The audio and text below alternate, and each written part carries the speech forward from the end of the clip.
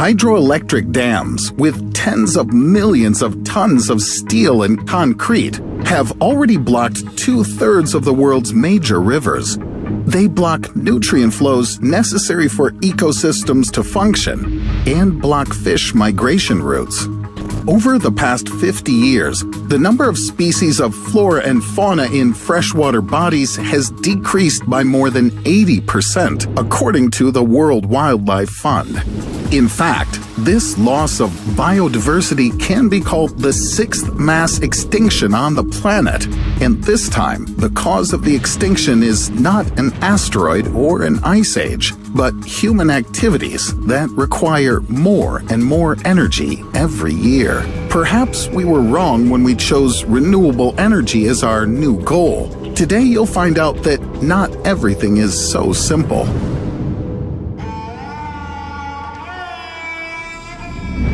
Before you is the world's largest solar power plant, Benban Solar Park, Egypt, on the outskirts of the Sahara Desert, the world's first energy park visible from space. The capacity of this power plant is 1,800 megawatts, which is 80% more than the power of the reactor that exploded at the Chernobyl nuclear power plant and released a monstrous amount of radioactive substances into the planet's atmosphere. I think that this comparison alone should convince you in favor of solar energy, because Benban Solar Park will never explode.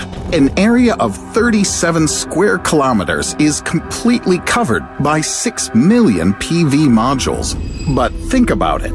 The area of the hot Sahara is 9 million square kilometers. It's almost the territory of countries such as the United States or China. It can easily accommodate 240,000 such parks. Amin Al-Habebe, professor at Nottingham Trent University, is confident that the Sahara Desert alone is capable of providing an amount of environmentally friendly electricity that is 7,000 times greater than the needs of all of Europe and easily compensates for the energy consumption of all of mankind, with plenty of extra capacity.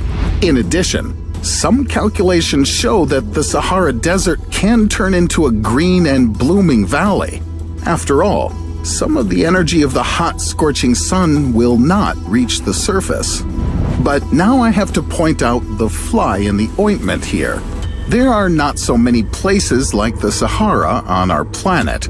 Transmitting electricity over long distances by wire to Europe or America can make it several times more expensive. To deliver energy not only during the day, but also at night, an incredible number of giant batteries would be needed, which makes the project even more expensive. The problems of recycling a huge number of panels and batteries containing lead, cadmium, gallium, arsenic will raise the price of this environmental friendliness to completely unacceptable figures. After all, the volumes of such decommissioned equipment will be comparable to Everest. Solar energy fanatics simply refuse to economically calculate these threats. In addition, a sandstorm in the desert is capable of causing an energy collapse for naive consumers at any moment, covering the panels from the sun with a layer of sand.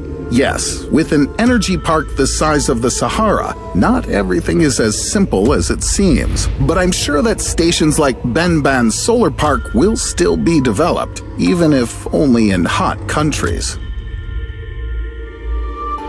The next candidate for inexhaustible energy is wind. The generation of wind energy doesn't require large areas, can be used in places other than deserts, and doesn't require transportation costs. This is the Jiuquan Power Base in Gansu Province, China, the largest onshore wind farm in the world. Its capacity is 8 gigawatts, but according to the plans of the Chinese government, in the near future it will grow to 20 gigawatts which will be generated by 7,000 towers with giant blades. This is more than 4 times the total capacity of 6 blocks of the Fukushima 1 nuclear power plant. It's nice to know that such power no longer belongs only to traditional power generation using coal, gas, and uranium.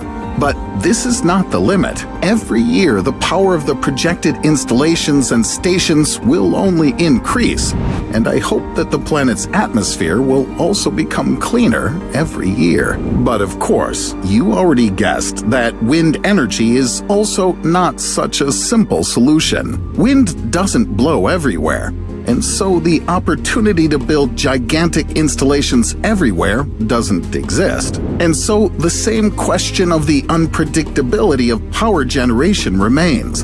In the calm, the blades of the giant installations will be motionless. We'll have to not only turn off and defrost refrigerators in our apartments, but also shut down metallurgical plants, which require a continuous cycle of metal smelting. Wind power still can't provide an answer to all of our problems. Now, let's try to approach renewable energy sources from the other side. This is a tidal power plant located off the coast of the Yellow Sea in Siwa Artificial Bay, South Korea. It uses the ebb and flow of the ocean, the energy of hundreds of trillions of tons of water, which moves under the influence of the moon's gravity. The station's capacity is relatively low, only about 250 megawatts. Even so, the tidal power plant is already capable of fully meeting the needs of a city with a population of 500,000 people.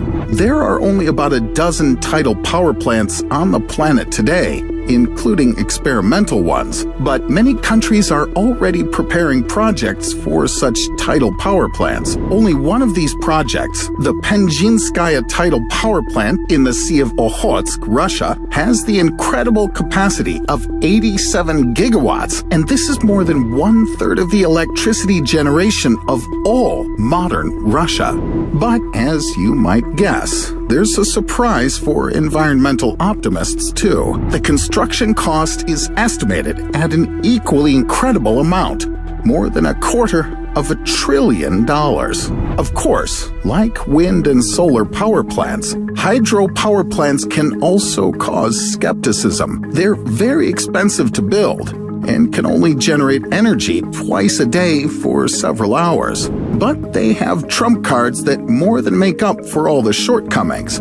They generate extremely cheap electricity while preserving the natural balance in ecological systems. Resources come and go, replacing each other. What was previously not considered an energy resource, then, with the development of technology, suddenly begins to be used as a source of energy. And with each new resource, humanity grows by leaps and bounds, increasing in number. The first energy source was firewood. After Europe's forests were cut down, mankind found another resource: coal.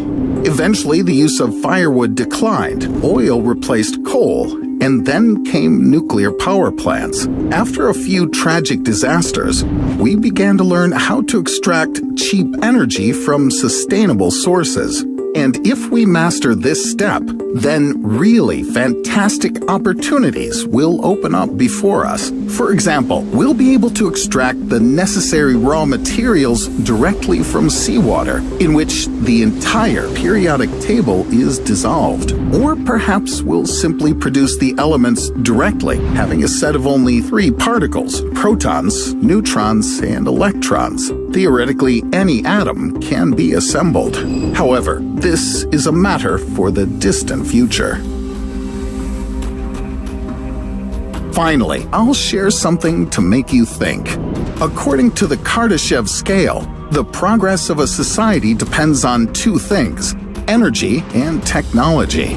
The more energy a civilization has, the more technologies it can create. And the more useful technologies are created, the more new energy can be produced. If we learn to extract energy, for example, from our entire planet, our Earth will look like a single giant computer. and this will be just the beginning. In order to get there, we must wait for scientific advancement to be able to bend the laws of physics and other craziness. Follow the link to the next video and find out how far our civilization can go.